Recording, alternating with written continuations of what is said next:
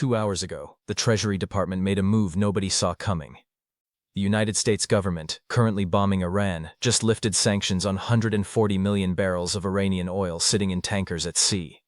Not a typo, not a mistake. America is at war with Iran and just gave Tehran permission to sell oil worth more than $14 billion on global markets. Treasury Secretary Scott Bessent posted the announcement on social media with a phrase that should win awards for absurdity. "We will be using the Iranian barrels against Tehran to keep the price down as we continue Operation Epic Fury." Translation: we are bombing you while helping you sell oil so Americans can afford gas. The contradictions get worse. Donald Trump spent years attacking Barack Obama for sending cash to Iran as part of the 2015 nuclear deal. He called it the worst agreement in history. He said Obama gave Iran billions of dollars and a pathway to nuclear weapons. He withdrew the United States from the deal in 2018 and reimposed crushing sanctions designed to starve the Iranian regime of revenue. Maximum pressure was the strategy. Cut off their money and they collapse. That was the theory. Now Trump is not just easing sanctions, he is authorizing Iran to sell oil during an active shooting war. The Iranian regime gets revenue. The American president gets lower gas prices before the midterm elections, and the contradiction goes completely unacknowledged. But before we break down just how economically desperate this makes Washington look, if you find this analysis valuable, hit that subscribe button and drop a like so you never miss coverage like this. Now let's understand what this oil sanction waiver actually does. The Treasury Department issued what it calls a general license. It allows anyone to purchase Iranian crude oil and petroleum products that were loaded onto vessels by Friday, March 20th. The waiver lasts 30 days through April 19th. It applies only to oil already sitting at sea. Most of that oil is in tankers anchored near China. It was sanctioned, meaning buyers risked American penalties if they touched it. Now those penalties are temporarily suspended. China was buying it anyway at deeply discounted rates. But lifting the sanctions officially lets other countries bid on it. Japan, India, South Korea, European refiners, anyone desperate for oil can now legally purchase Iranian barrels. And Iran, despite Treasury claims that it will have difficulty accessing revenue, will absolutely get paid. The oil trades in yuan, not dollars. The financial system workarounds exist. Tehran is not giving this oil away for free. The official justification is energy price relief. Brent crude hit $112 per barrel on Friday. American gas prices reached 3.88 per gallon, up 29% in 3 weeks. That is 93 cents higher than late February. Diesel is approaching $5 per gallon. Jet fuel prices have more than doubled. United Airlines CEO Scott Kirby told employees on Friday that if prices stay at current levels, the airline faces an extra $11 billion in annual fuel costs. For perspective, United's best year ever produced less than $5 billion in profit. The airline is cutting 5% of flights, off-peak routes, red-eyes, midweek services. Scandinavian airline SAS announced it will cancel 1,000 flights in April alone. The Iran war has delivered the biggest fuel shock to the airline industry since COVID-19, and it is not just airlines. Rising energy costs ripple through supply chains. Manufacturing, shipping, food production, fertilizer. Everything moves on fuel. Inflation is spiking again. The Federal Reserve held interest rates steady this week specifically because of uncertainty around the war. The administration needed to do something visible before economic pain becomes election pain in November. But here is the problem. The 140 million barrels being released equals roughly 1.5 days of global oil consumption. Energy experts are unanimous. This is a band-aid on a gunshot wound. Brett Erickson, managing principal at Obsidian Risk Advisors, told reporters the move signals desperation. If we've reached the point of loosening sanctions on the country we are at war with, we're really running out of options, and Treasury has already burned through its other options. The administration released 172 million barrels from the Strategic Petroleum Reserve. It waived the Jones Act to allow foreign ships to move oil between American ports.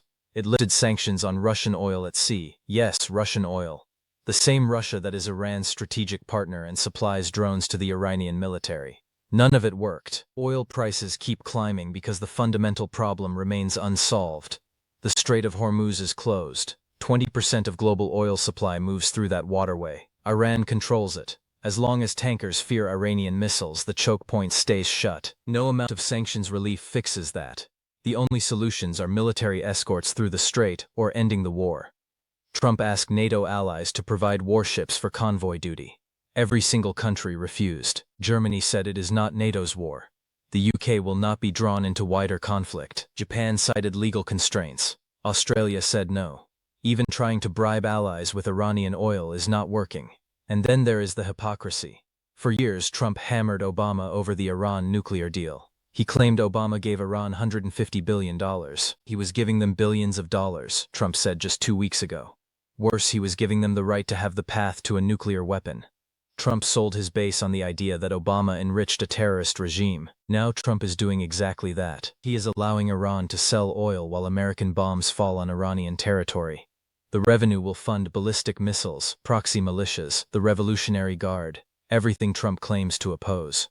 Treasury Secretary Bessent claims Iran will have difficulty accessing the money, but analysts are not buying it. The oil sells in yuan. Transactions bypass dollar systems. Tehran has spent years building workarounds. They will get paid. Senator Richard Blumenthal called the move sickeningly, shamefully stupid. He accused the administration of fueling Iran's war machine. Victoria Taylor of the Atlantic Council wrote, "This is unfathomable to me, to be simultaneously at war with Iran and waiving sanctions on Iran. This is the third time in 2 weeks Treasury waived sanctions on adversary oil. First Russian oil, now Iranian oil. The pattern reveals something Washington does not want to admit. The administration has lost control of the energy crisis. Every lever has been pulled, reserves tapped, sanctions eased, and oil prices keep rising because the war strategy has no exit." Trump said Friday he is considering winding down the conflict, but the Pentagon confirmed it is deploying thousands more Marines, more troops, not fewer. Iran shows no sign of surrender. It launched missiles at Diego Garcia. It struck refineries in Kuwait and facilities in Abu Dhabi. It hit Israel's Dimona nuclear facility. This is not a war winding down, and the economics keep getting worse. Goldman Sachs says elevated oil prices could last through 2027. The International Energy Agency released 400 million barrels from strategic reserves. That process takes months. By the time that oil hits markets, the damage may be done. United Airlines CEO Kirby is preparing for oil to hit $175 per barrel. Northwest Europe jet fuel reached $239 per barrel, a record. These are structural problems created by a war with no endgame. The administration cannot reopen Hormuz without regional catastrophe. It cannot end the war without looking weak. It cannot sustain high oil prices without economic collapse. So it lifts sanctions on Iranian oil and hopes nobody notices the irony. Here is what makes this historically significant. Trump built his brand on being tougher than Obama. Maximum pressure, no appeasement.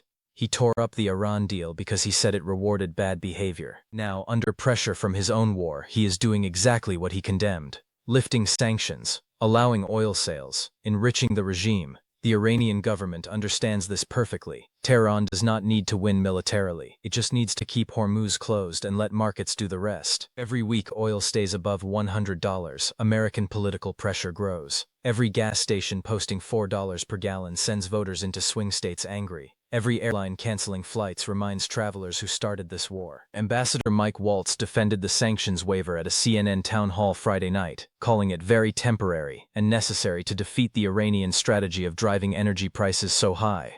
But that defense just confirms the real problem. Iran is not losing. Iran is executing a strategy, and that strategy is working. Close Hormuz, spike oil. Watch America's economic toolkit run dry. Force Washington into contradictions it cannot explain. Trump wanted regime change through economic strangulation. He got economic strangulation of his own economy instead. And now 3 weeks into Operation Epic Fury, the United States is buying Iranian oil to ease the pain of fighting Iran.